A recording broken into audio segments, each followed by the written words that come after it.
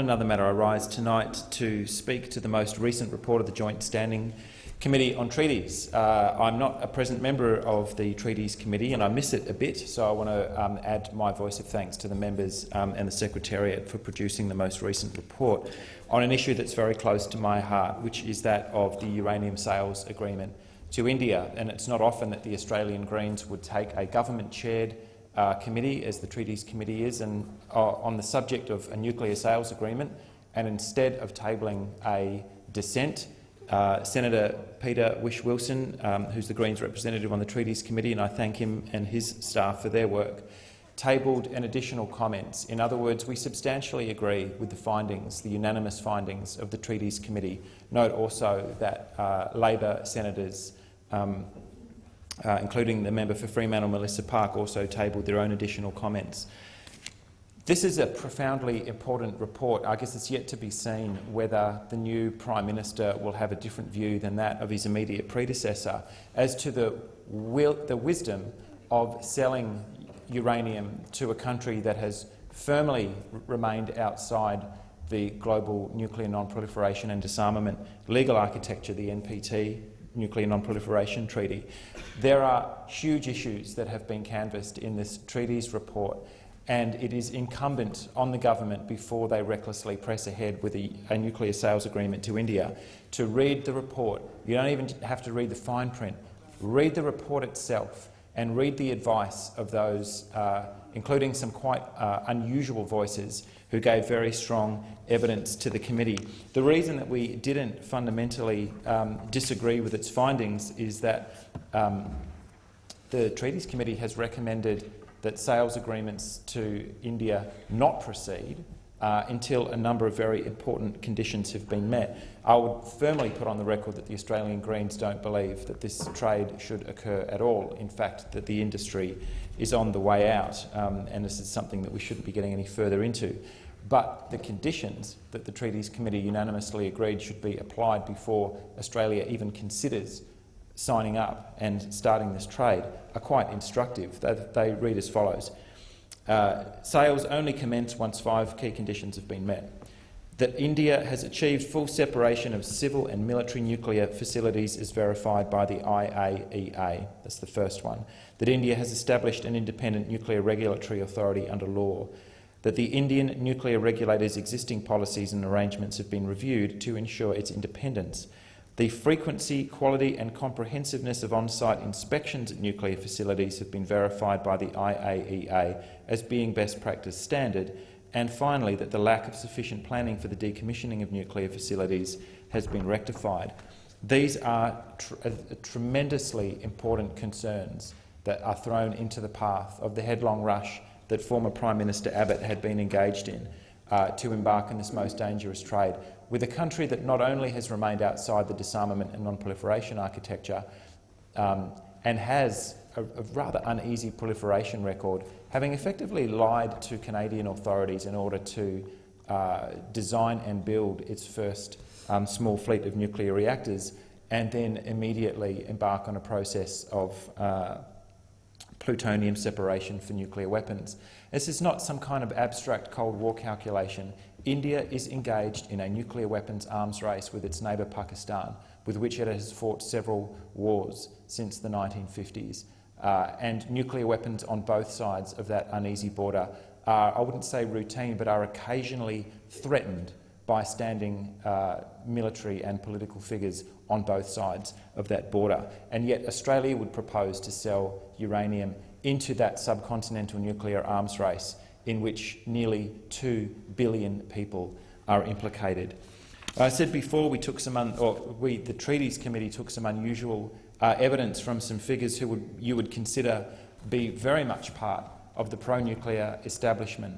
Dr. John Carlson, the former Director General of ASNO, the Australian Safeguards and Non-Proliferation Office, somebody who I had quite significant run-ins with when he occupied that office. And I take my hat off to him because I've not seen language quite as strong as this deployed by somebody like Mr Carlson, who told the committee the following. Within the first decade or two, there could be tonnes of plutonium derived from Australian uranium that would be well beyond any information available to Australia. The same situation applies to uranium recovered from reprocessing, most of which could be recycled many times. Without a proper accounting system, once material loses its initial identity, there is no way of knowing where that material goes or even quantifying it. There is no substitute or equivalent for accounting and tracking. Now, Mr Carlson used to run the Australian Government Safeguards and Non-Proliferation Office, and another gentleman, Mr Ron Walker, who was, I think, the chair of the International Atomic Energy Agency, IAEA Board of Governors. Again, not somebody who would make these kind of comments lightly. He wrote to the committee in May of this year and warned that the agreement has, and I quote, has a number of loopholes which mean that under the terms of the NCA, India could use our uranium in the production of material that could end up in bombs. And ASNO itself, under its current director, the very capable Dr Robert Floyd, has conceded that such a hypothetical situation could occur. Now, that is Australian uranium being dug out of the ground in Kakadu in the Northern Territory or in central South Australia and being sold into a subcontinental arms race where regulators, former regulators and former IAEA Board of Governors members have said, whoa, do we really want to be fuelling this nuclear arms race? That is the kind of thing that with proper accounting structures within the NPT framework, you could argue, it's not something that I believe could be supported, but you could argue that you could in fact account for Australian obligated nuclear material down to the very small quantities that you need to keep track of to ensure that fissile material isn't being separated and making its way into nuclear weapons. But how about this? K. Subramaniam, probably mangled the poor gentleman's name, former head of the Indian National Security Advisory Board in India, said the following in 2005.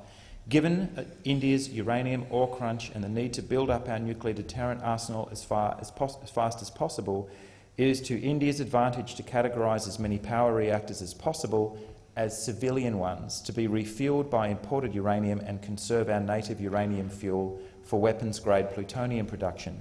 Clearly, Australian uranium would boost India's nuclear weapons capacity.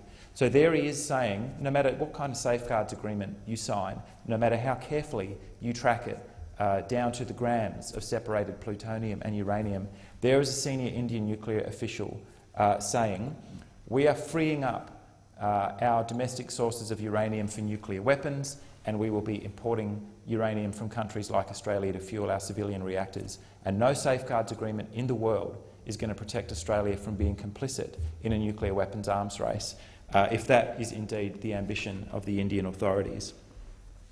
So that takes in some of the weapons arguments canvassed in the JSCOT report. The Treaties Committee was unable to form a view on whether these sales would even be legal under the Treaty of Rarotonga. You would have thought that that was a red flag at the outset, that would be enough to be a showstopper. But instead, there's strong language in the report.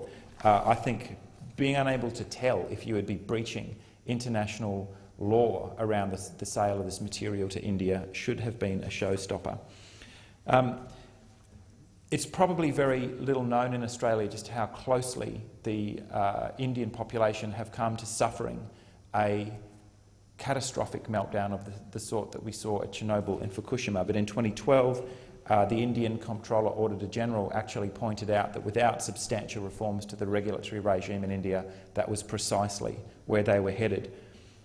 If senators haven't heard of the fire at the Narora nuclear power plant in 1993, or the fire at Kakrapar in 1991, the catastrophic floods in 1994, the collapse of the dome at the Kaiga nuclear power station in the Western Ghats in Karnataka in 1994, if the reactor had been operating when that dome structure had caved in, injuring 14 people, that place would have joined the names that now live on in infamy at Fukushima and Chernobyl. And it is only by extraordinary good fortune and bravery of those on site at the time that we haven't heard of those places. This is by no means a green light for yellow cake sales into India. It is, in fact, precisely the reverse.